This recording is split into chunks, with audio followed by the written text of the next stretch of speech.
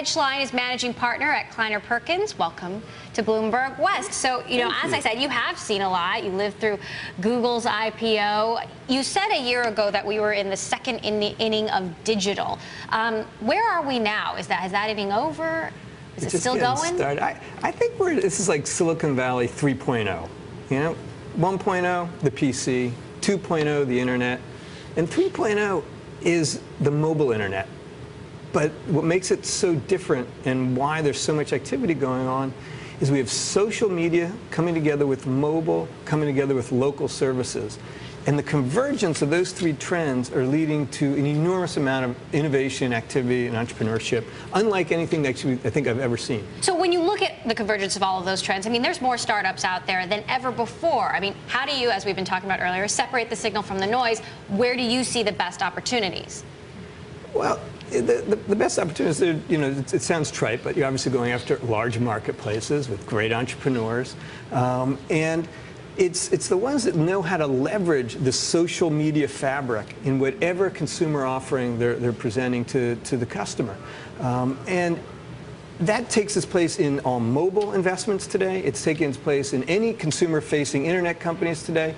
And it allows you to do very targeted services. Keep in mind, before we had to be right about the big platform, which search engine was going to win, which e-commerce, Amazon, was going to win.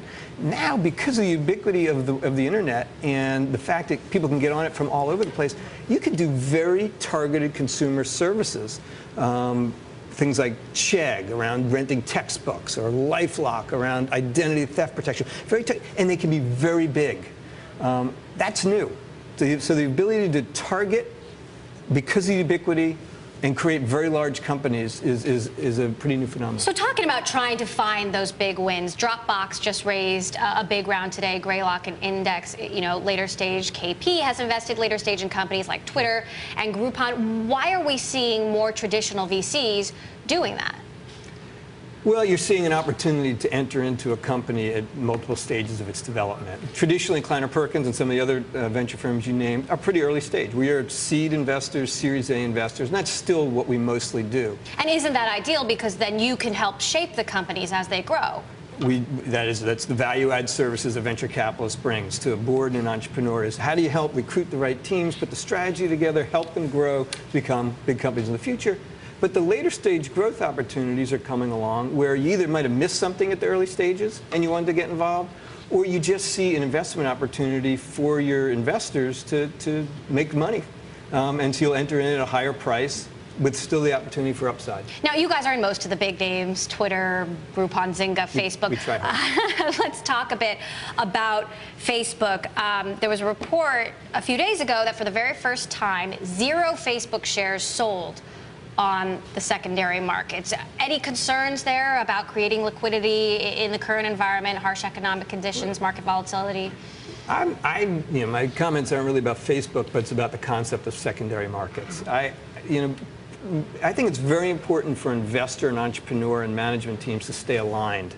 And the rise of these secondary markets have allowed employees and entrepreneurs to sell shares in a relatively illiquid marketplace, where you now have a divergence of interest between entrepreneur and investor. I don't think overall that's healthy. And you're doing it in an environment where you have a disparity of information between buyer and seller. That will probably lead, my guess is, to some form of regulation in the future, if it continues to go that way. And so I generally am not a big fan of the secondary market. So you think that secondary markets can be detrimental to these companies? A lot of the companies that you're invested in are, Twitter just did a $400 million secondary round.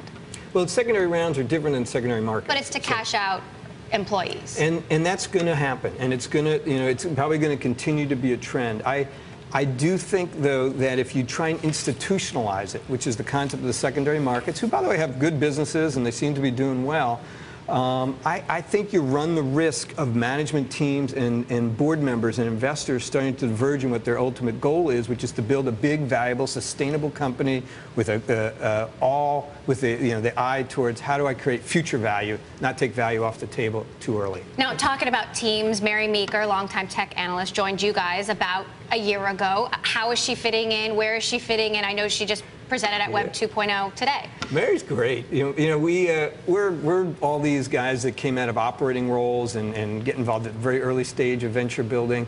And Mary comes in, queen of the internet, been involved in almost every major consumer internet trend and company, really, that we know of today, and bringing her viewpoints to these ventures at their later stage.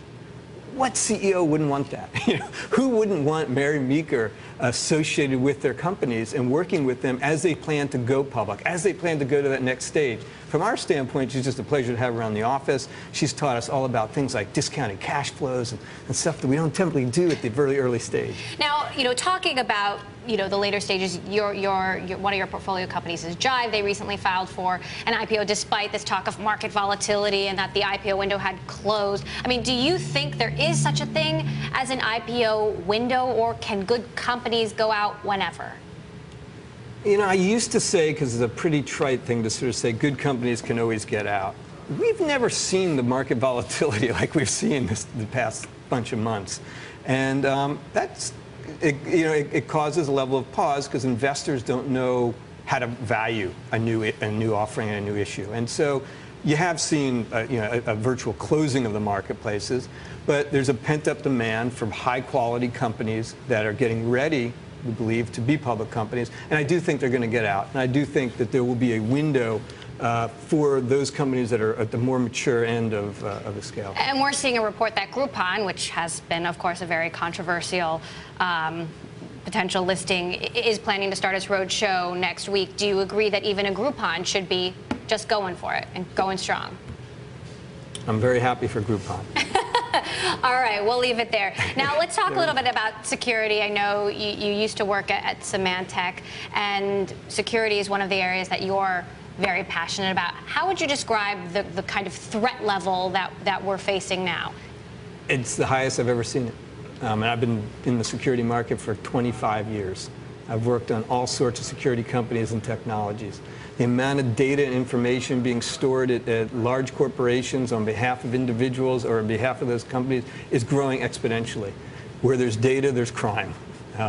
We grew up basically building companies to be like M&Ms, right? They're hard on the outside and nice and soft and chewy in the middle. And that's how they did their security. And people figured out the bad guys are pretty smart. They figured out how to break through that outside shell to get at what they really care about, which is the information and the data. And that goes for foreign nations as well as for people after the money. And you're seeing more and more of it. It is no surprise that the number of breaches are just increasing by a very rapid rate. All right, and I know you guys are invested in some of the up-and-coming security companies as well. All right, Ted Schlein, managing partner at Kleiner Perkins, thanks for joining us here on Bloomberg West.